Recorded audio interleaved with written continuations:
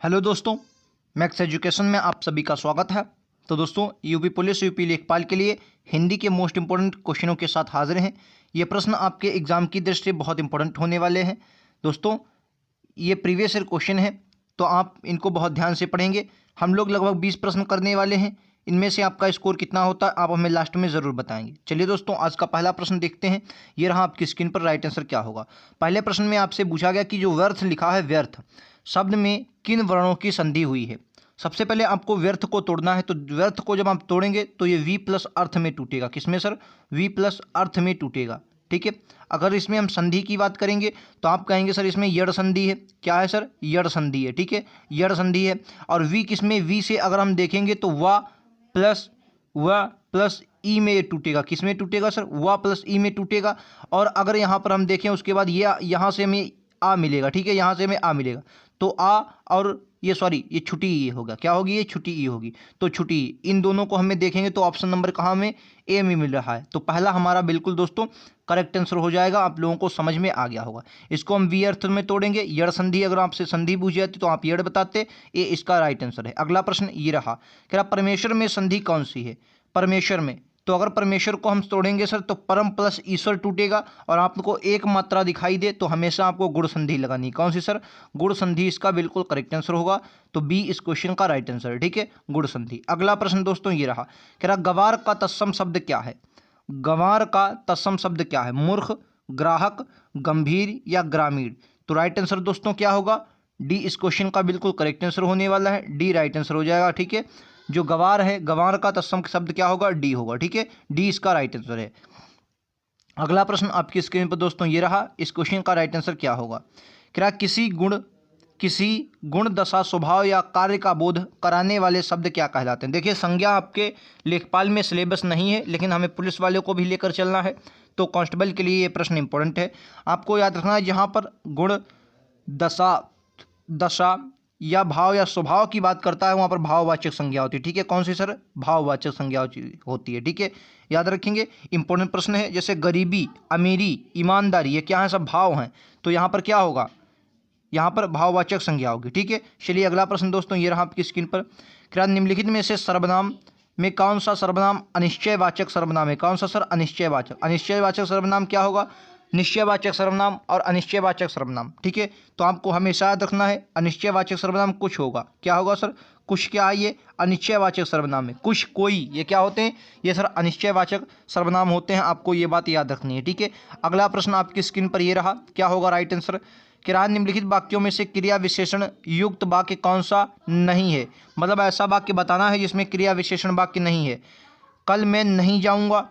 अगला है यह फूल सुंदर है। लड़का रोते रोते घर पहुंचा। आज शाम को मत आना। तो कह रहा है कौन सा क्रिया विशेषण युक्त शब्द नहीं है? तो हमें जो यह फूल सुंदर है इसमें सिर्फ और सिर्फ विशेषण दिख रहा है, यानी कि सुंदर क्या है? फूल। फूल की विशेषता क्या है सर? सुंदर है।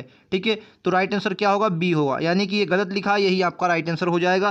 क्लियर है? समझ में आपको आ गया होगा, क्योंकि नहीं हमसे पूछा गया था। ठीक है, चलिए अगला प्रश्न दोस्तों ये रहा आपकी स्क्रीन पर।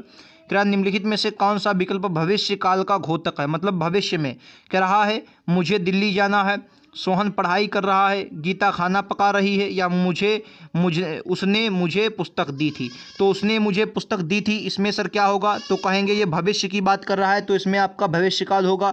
बहुत अच्छे से आपको पता होगा कि सॉरी ये क्या है? भविष्य, इसमें भूतकाल होगा। हम सॉरी क्या होगा सर? भूतकाल होगा। ये बात आपको याद रखनी है। ठीक है, सोहन पढ़ाई कर रहा है, गीता खाना पका रही है, क्या होंगे? दोनों में वर्तमान होगा। क्या होगा सर?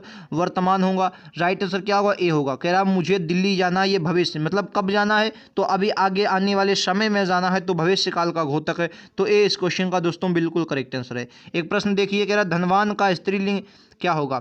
धनवान का स्त्रीलिंग क्या होगा? ठीक है, जैसे आपके एग्जाम के लिए ये बहुत इंपॉर्टेंट प्रश्न है। तो राइट आंसर क्या होगा? धनवती। धनवती कहाँ दिया गया है? धनवती राइट आंसर सी में दिया गया। ठीक है, धनवान का धनवती होगा। ठीक है, याद रखेंगे धनवती इस क्वेश्चन का। धनवनी नहीं होगा, धनवती होगा। धनवान का धनवनी नहीं होगा, धनवनी नहीं होगा, धनवती होगा। सी क्वेश्चन का राइट आंसर है। अगला प्रश्न दोस्तों, क्या किस वाक्य में वचन का सही प्रयोग हुआ? मतलब शुद्धि, कौन सा वाक्य शुद्ध है ये आपको बताना है। क्या किस वाक्य में वचन का सही प्रयोग हुआ है? मेरी होश उड़ गई, गलत है गया, पढ़ने से आपको लग रहा होगा। हमारे होश उड़ गई, ये भी गलत हो गया, गई है। कह रहा मैं होश उड़ गए, मैं होश थोड़ी होगा, मेरे होश उड़ गए, बिल्कुल सही है, डी इसका बिल्कुल करेक्ट आंसर है। आप जब पढ़ेंगे वाक्य को तो अपने आप आपको लगेगा कि हाँ ये वाक्य गलत है। एक और दोस्तों मैं आपको दिखाता हूँ, कह रहा दिए गए वाक्य में से नदी का पर्यायवाची आपको बताना, नदी का पर्यायवाची कौन सा नहीं है। कह रहा नदी का पर्यायवाची कौन सा नहीं है आपको बताना है। निर्झरी नदी का होता है, तरंगिणी नदी का होता है, सरिता नदी का होता है, लेकिन तरणी जो होता है ये नदी का नहीं होता। क्या है सर? तरणी ये नदी का नहीं होता है। ठीक है, आपको याद रखना सी इस क्वेश्चन का बिल्कुल करेक्ट आंसर है। अगला प्रश्न देखते हैं, ये रहा आपकी स्क्रीन पर। कह रहा अमर शब्द का पर्यायवाची शब्द क्या? अमर। अमर का शब्द का पर्यायवाची क्या होता है? तो अमर, अमर मतलब होता है मारत्य। ठीक है, म्रात्य। अमर का क्या होता है? म्रात्य होगा, म्रात्य। ठीक है, अजर नहीं होगा, अजर नहीं होगा, अजर होता है जो बूढ़ा ना हो, म्रात्य होगा। राइट आंसर ए होगा दोस्तों। ठीक है, ए इस क्वेश्चन का बिल्कुल करेक्ट आंसर है। एक और दोस्तों क्वेश्चन दिखाता हूं आपको। कह रहा प्रयोगशाला शब्द में समास कौन सा है? देखिए समास को बहुत अच्छे से आप समझ सकते हैं। अव्ययीभाव समास कहाँ ऊपर होता है आपको पता होगा? दिगु। दिगु संख्याएं जो होती हैं हमारी, संख्या ज्यादातर वो दिगु होती हैं। द्वंद्व, जहाँ संख्याओं का समूह बने वहाँ द्वंद्व, सॉरी दिगु होगा। और द्वंद्व कहाँ पर होता है? द्वंद्व से माता पिता जो बराबर की स्थिति होते हैं, योजक चिन्ह मतलब बराबर की स्थिति हो। ठीक है, दोनों पद समान होते हैं, माता पिता, सॉरी योजक लिख दिया मैंने, क्या होगा सर? माता पिता। माता पिता में कौन सा समास है? तो आप कहेंगे द्वंद्व समास।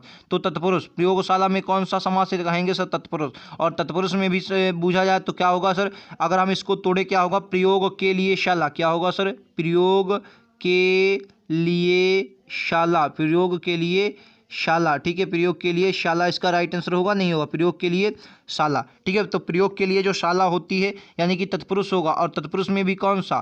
ठीक है, तत्पुरुष में भी कौन सा? तो कहेंगे आप संप्रदान। ठीक है, संप्रदान होगा। ठीक है, याद रखेंगे संप्रदान इसका राइट आंसर हो जाएगा। ठीक है, क्लियर है? चलिए अगला प्रश्न ये रहा आपकी स्क्रीन पर। कह रहा दो विपरीत अर्थ वाले शब्दों के बीच किस तरह के चिन्ह का प्रयोग होता है? ठीक है, जैसे मैंने लिखा, कुछ भी आप लिखेंगे जब विपरीत का बोध होता है तो वहाँ पर जैसे मित्र और शत्रु, तो योजक चिन्ह का लगता है सर, योजक चिन्ह लगता है, बी इसका बिल्कुल करेक्ट आंसर होगा। ठीक है, योजक चिन्ह लगता है, आपको हमेशा याद रखना है।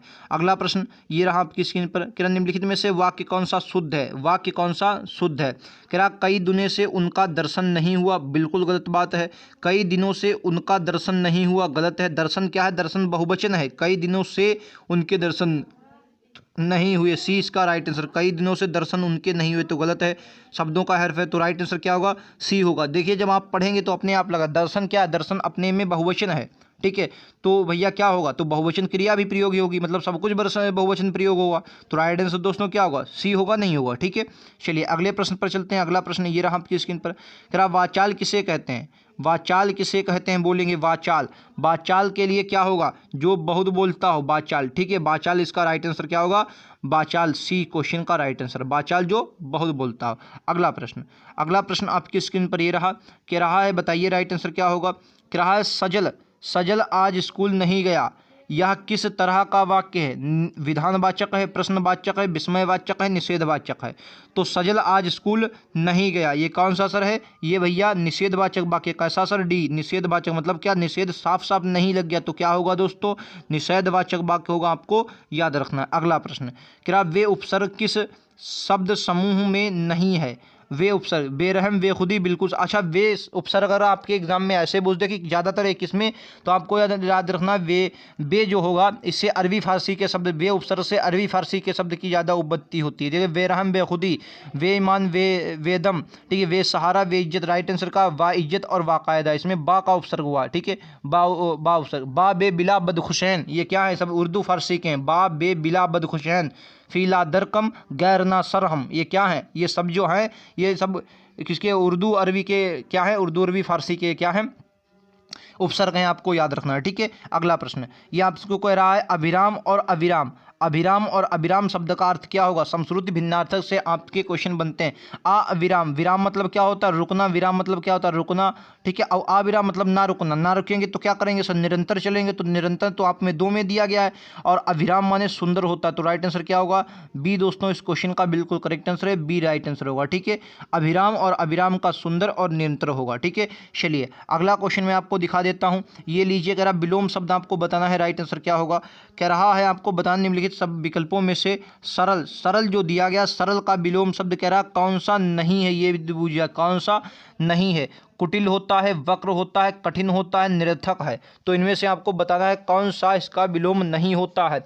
तो याद रखेंगे जो निरर्थक है ये इसका निरर्थक जो होता है विलोम नहीं होता। बाकी सरल का कुटिल भी होता है, वक्र भी होता है और कठिन भी होता है, लेकिन निरर्थक जो होता है इसका विलोम नहीं होता। ठीक है, अगला प्रश्न दोस्तों ये रहा आपकी स्क्रीन पर, क्या कर रहा है कि दिए गए विकल्पों में से अमृत का विलोम शब्द बताना है। अमृत, अमृत का विलोम बताइए। तो अमृत का विलोम क्या होगा? विष होगा। विष राइट आंसर क्या होगा? दूसरा क्वेश्चन का राइट आंसर है अमृत का विष होता है। ठीक है, चलिए अगला क्वेश्चन ये रहा आपकी स्क्रीन पर, आज का अंतिम प्रश्न है।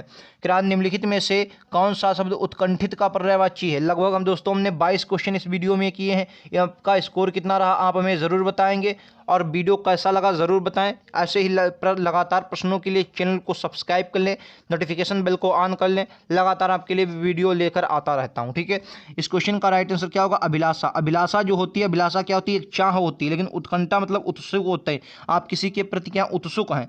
ठीक है, तो याद रखें इच्छुक, ललायत और उत्सुक ये किसके होते हैं? इच्छुक हो गया, ललायत हो गया, और ये आपका इच्छुक, ललायत और उत्सुक ये तीनों किसके होते हैं? ये उत्कंठित के होते हैं, जबकि अभिलाषा एक चाह होती है। तो आपको याद रखना है। ऐसे लगातार दोस्तों प्रश्नों के लिए चैनल को जरूर सब्सक्राइब करें, बेल आइकन दबा लेंगे, नोटिफिकेशन आपके पास पहुंचती रहेगी। जीके जीएस की बेहतरीन क्लासेस भी हमारे यहाँ चलती हैं, तो उनको भी आप ज़रूर देखें। मिलते हैं अगले वीडियोज़ में, आज के लिए इतना ही। Thank you.